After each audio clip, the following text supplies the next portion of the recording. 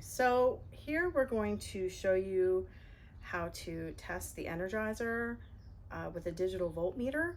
Once you get everything hooked up inside and get the battery fully charged. And I know some people ask, what would the voltage be once the battery is fully charged? So we can test it and show you how to test it. So I've already removed the knobs on the back. And here's a Patriot digital voltmeter. For those of you that might not know, Patriot and Speedrite are actually made by the same company. So they're pretty much interchangeable, especially with these solar units. So here's how you can test the Energizer.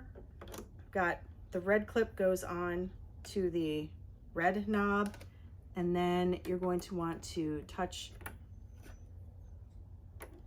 the ground probe onto that knob, the green knob, and then turn it on, and then it'll come up. This is getting 9.8 kilovolts, so that would be 9,800 volts.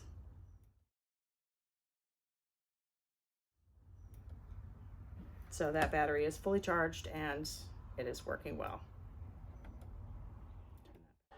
Thanks for watching this video. Don't forget to like and subscribe, and order all your fence charger needs at www.speedritechargers.com.